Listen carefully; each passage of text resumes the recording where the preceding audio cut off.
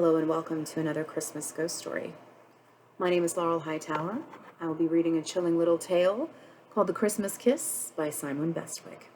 And my apologies for any mangling of the Hungarian pronunciations, which Simon was kind enough to lay out for me, but my Kentucky accent may do me in over. The Christmas Kiss by Simon Bestwick.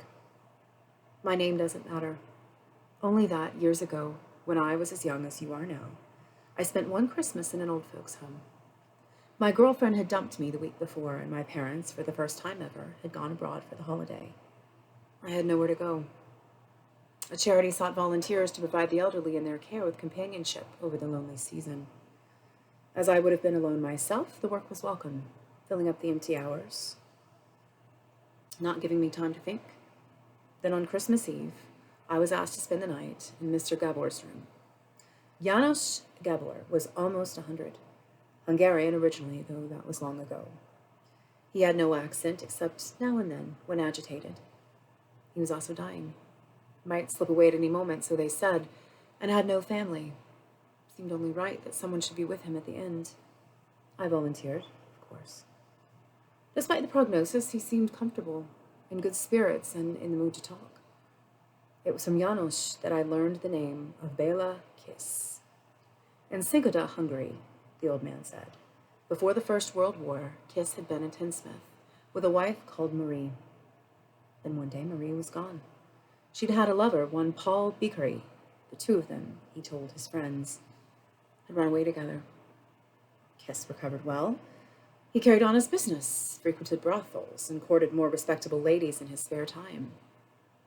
He also ordered a number of large metal drums, in which, he told his neighbors, he meant to store gasoline, which would be in short supply in time of war, and everyone knew one was coming. War came, and Kiss was conscripted. The house at Szigota sat quiet, till one day soldiers came to requisition the gasoline. But when the first barrel was opened, the air was filled with a dreadful stench. Inside the barrel was a woman's body, naked, preserved in acid, strangled and then drained of blood. They found 24 such barrels in all. In one, they found the body of a man, Paul Bickery, Marie's lover. The other 23 held women, one of them Marie herself. Another, said János, his tone now changing, a hint of his Hungarian accent showing through, was Katalin Gabor, my sister. She was beautiful, he said, and kind, loved small animals and birds with broken wings, pale and willowy with green eyes and hair the red and gold of copper. My big sister, whom I loved so dearly. He fell silent. I didn't speak. The only son was a ticking clock. Then, calm once more, the old man went on, explaining how the police went to arrest Kiss in the Serbian hospital where he was recovering from typhoid, but how Kiss fled, leaving another man's corpse in his bed, and vanished into myth. I hunted him for many years, said János. I listened, rapt. This was more than I'd bargained for. János Gabor, only a boy when Katalin's body was found, vowed vengeance, and after the war, hunted Béla Kiss, chasing rumors and stories. A French foreign legionnaire by the name of Hoffman, an alias Kiss had used when courting his female victims, who'd boasted of his skill with a garrote, a pimp in Marseille, a truck driver in Perpignan, a tinsmith in Valencia. I almost caught him then, he said, but he escaped, abandoned everything, boarded a ship to America. One of Kiss's neighbors in Valencia described him as a man with graying hair, yellow eyes, and a scar on the back of one hand, resembling a capital letter H. János followed him.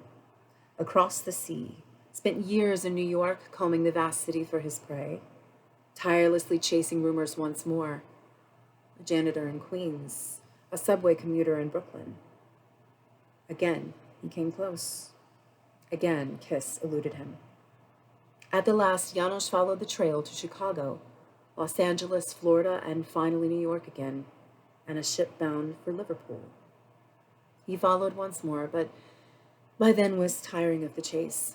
He hardly remembered Katalin by now. Besides, it was 1939. A quarter century had passed and war was coming again. And so he settled in Britain. The war was not easy for him. He was interned for most of it. He was allowed to work on the land for the war effort, and there he met a land girl called Victoria. With her, his sister became a distant memory, revenge unimportant. There'd been enough of that, he told me. Enough violence, enough killing. Life, he said, is for the living.